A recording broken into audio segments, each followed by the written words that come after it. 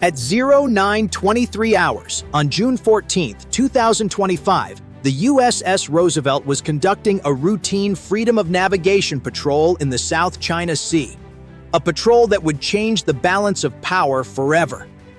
Before we begin, remember, every operation, every maneuver, every signal you'll hear in this story is real military doctrine, not fiction. If you believe knowledge is power, subscribe now and stay alert, because in today's world, knowing what truly happens at sea might matter more than ever. Now, let's go to the South China Sea. The ocean was calm, the horizon shimmered. But deep inside the Combat Information Center of the Roosevelt, something stirred. At 09:24 hours, the ship's SPY-1 radar painted a contact, a fast-moving signature at 180 kilometers, closing. The classification came in seconds. Chinese Type 055 destroyer, heading directly toward the carrier strike group. Inside the room, sailors moved with quiet precision. The air was heavy but calm, the kind of calm that comes only from training, not peace. On the main screen, the Chinese ship's vector line crossed the American patrol route like a knife over a map. The watch officer leaned forward. "Sir, target accelerating, 22 knots and climbing." The captain didn't flinch. "Track it. Don't blink." Unknown to the Americans, the Chinese captain had received new orders from Beijing. Intercept the Americans. Make them turn first. But the Chinese would soon learn that challenging the U.S. Navy in open water was the kind of mistake history doesn't forgive. At 0900 hours, deep inside the Southern Theater Command headquarters in Hainan, alarms flickered to life. A red icon on the digital map pulsed. The Roosevelt Strike Group. General Liang Wenshu exhaled smoke and gave a single nod. "Send in Haihong 6 and Haihong 7. Push them back. No mistakes." The order snapped through the command center like electricity. 3 massive destroyers, 2 Type 055s and 1 Type 052D, roared from their berths at Sanya Naval Base. Their gas turbines screamed as crews ran to stations. Overhead, a Y-8Q patrol aircraft climbed into humid air, radar already sweeping for American contacts. Captain Joe Hyland's voice crackled over comms. "Target acquired! Roosevelt Group detected. Commencing intercept." By 0930, the formation shaped into a wide V cutting across the sea at 30 knots. From the bridge of Renhai 101, Nanchang, Captain Wu Zheng reported, 2 American destroyers, 1 carrier bearing 310 degrees, distance 150 kilometers. Their mission? Approach within 5 nautical miles, lock the carrier with fire control radar, and peel off before the Americans reacted. But they didn't realize every emission was being captured, every radar pulse cataloged. On the USS John Finn, radar specialist Lieutenant Nora Taylor called out, "New emissions detected. Type 346B Band 3. Confirmed Renhai signature commander Michaels smiled. "Good. Let them talk. We're recording everything." At 0940, the opposing fleets came into view. Across the horizon, the gleam of steel met the shimmer of sea. The Roosevelt's bridge crew stood silent. "They're testing us again," said Captain Thomas Garner. "Let's make sure they learn where the edge is." The Pacific was calm, but under that calm, the next global confrontation was already unfolding. At 0945 hours, while the Chinese destroyers closed in from the west, another American unit waited silently below them. USS Indiana SSN 789, a Virginia-class attack submarine. For the past 72 hours, she had been shadowing the Chinese task force, mapping every sound, every propeller blade, every vibration. Inside her control room, the lighting was red, the voices calm. "Target 1, Renhai 101, bearing steady, range 22 nautical miles. Copy. Tracking continuous above the waves, the Roosevelt Strike Group adjusted formation with precision. Destroyers USS John Finn and USS Kidd spread to create overlapping radar coverage. The carrier's deck was alive with motion. Ordnance crews loading AIM-120 AMRAAMs, flight officers running checklists, deck marshals waving in the humid air. At 0950, Captain Thomas Garner received a coded message from Fleet Command. Operation Mirror Net active. Initiate link synchronization. It was a move years in the making. The U.S. Navy had developed a classified digital web connecting surface ships, submarines, and aircraft into one synchronized sensor grid. Each vessel shared every radar, sonar, and thermal contact in real time. One brain, many eyes. While the Chinese relied on line-of-sight radio, the Americans operated through a quantum-secure data stream bouncing through satellites and drones. To the PLA Navy, the ocean looked simple. To the U.S. Navy, it was an illuminated chessboard, and every Chinese ship was already a marked piece. At 0955, the Indiana's sonar officer smiled faintly. "Got their sub. Type 039, noisy little thing." "Mark it," the captain said. "Don't spook him yet." Up above, radar operators aboard the E-2D Hawkeye and the USS Kidd watched faint echoes appear. The Y-8Q's radar pulse, now triangulated and tagged. Every frequency, every emission, logged and mirrored. "Sir, all systems in sync," reported Commander Michaels. "Perfect," said Captain Garner. "Let them come." The net's set. The Americans weren't just waiting. They were hunting. Invisibly, patiently, and absolutely prepared.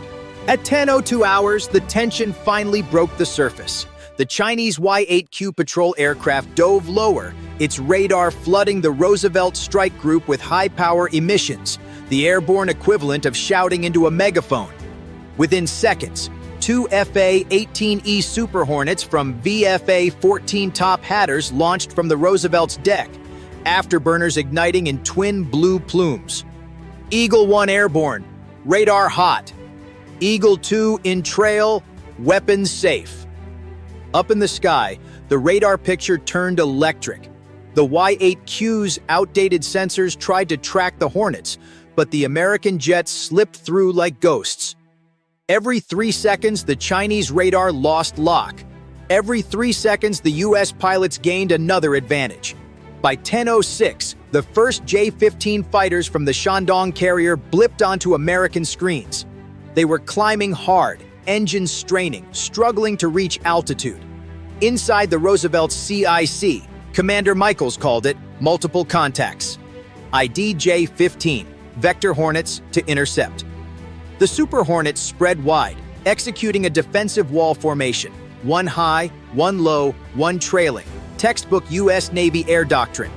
At 10:09, radar warning tones screamed inside the lead Hornet's headset. The Chinese had achieved temporary lock. The pilot toggled his ALQ-214EW pod, and the lock vanished in static. Electronic warfare had begun. A nearby EA-18G Growler joined the fight, its ALQ-99 pod saturating Chinese frequencies with broadband jamming. On the J-15 screens, the Americans multiplied into 12 phantom targets, some flying backward, others hovering in place. The Chinese formation broke apart, each pilot shouting over garbled radios. At 10:12, one Hornet rolled inverted, sliding clean behind a J-15's tail. Helmet-mounted sight locked, tone steady. He could have fired. He didn't. Professional discipline. A lesson delivered without a missile. "Splash not required," the pilot radioed back. Message sent. The Chinese fighters turned home, fuel low, morale lower. Above the calm sea, the blue and gray silhouettes of American aircraft held steady, unshaken, unchallenged, and utterly dominant. At 10:15 hours, the fight in the sky faded into the distance, but below deck, another battle had just begun, the one for information. Inside the USS John Finn's Combat Information Center, analysts pored over terabytes of sensor data streaming from satellites, aircraft, and submarines. "We've got something," said Lieutenant Nora Taylor, eyes fixed on the spectral analysis screen. "Frequency match, 8.9 gigahertz band. That's not radar, that's command telemetry." The source traced back to a narrow signal beam relayed from Hainan Island, bouncing through an unmanned relay buoy disguised as a weather device. For months, China had been using these covert buoys to create a hidden surveillance network across the South China Sea, invisible to satellites, lethal to secrecy. At 10:19, Commander Michaels called the carrier. "Roosevelt Actual, we just cracked their net. They've been tagging every coalition vessel for months. Can you prove it?" "Already did." "Sending packet now."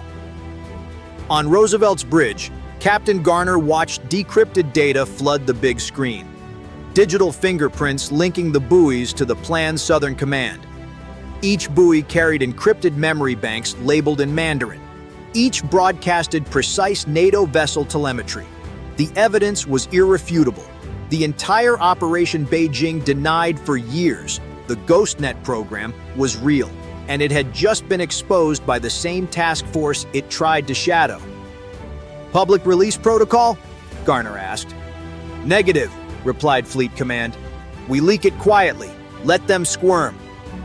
Within minutes, U.S. cyber units mirrored the captured data to Allied commands from Tokyo to Canberra. For the first time, the Allies could see the invisible lines China had drawn beneath the waves, and they were about to erase them, one by one. By 10:30 hours, the truth had already begun to ripple across the Pacific.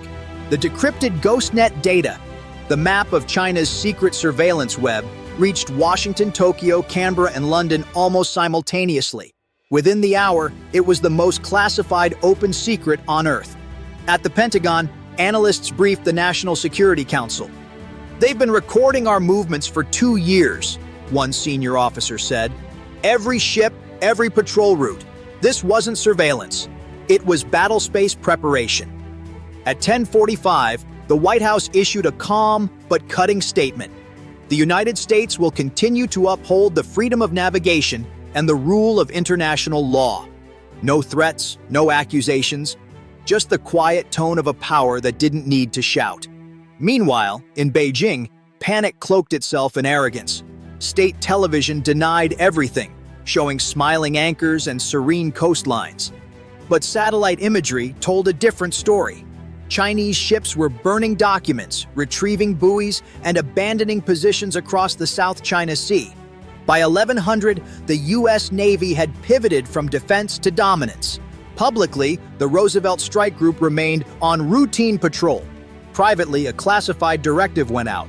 Operation Clean Sweep authorized.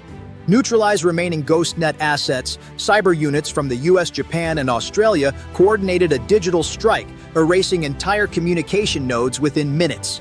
Beijing's radar coverage dropped by 40% overnight. On social media, hashtags like hashtag South China Sea Truth and hashtag GhostNet Exposed trended worldwide.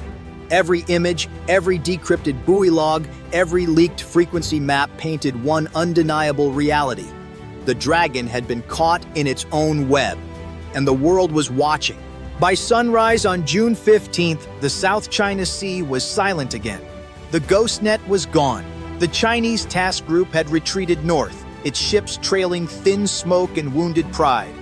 The USS Roosevelt sailed through calm waters, radar screens empty, engines humming like a heartbeat at peace. Captain Garner stood on the bridge, coffee in hand, watching the pale horizon. "No sound contacts." "No radar returns," reported the watch officer. "Good," Garner said quietly. "That's how victory should look. Quiet." Across the task force, sailors who had spent the night in battle stations finally exhaled.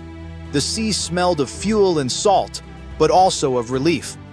Planes were being refueled, decks cleaned, logbooks updated with precision born from discipline. At 0700 hours, Fleet Command transmitted the official message. Operation Mirror Net concluded. Objective achieved. Maintain posture. No triumphal speech, no gloating headline. Just a line in a digital log that read, "Mission complete." In Washington, the president addressed the nation. Peace is preserved not by words alone, but by the quiet strength of those who guard it unseen. Footage of the Roosevelt sailing at dawn played on every major network. Allies saluted the discipline. Adversaries studied it in silence. The South China Sea was once again open water, and the world understood the message. Power had spoken softly, and everyone had heard it.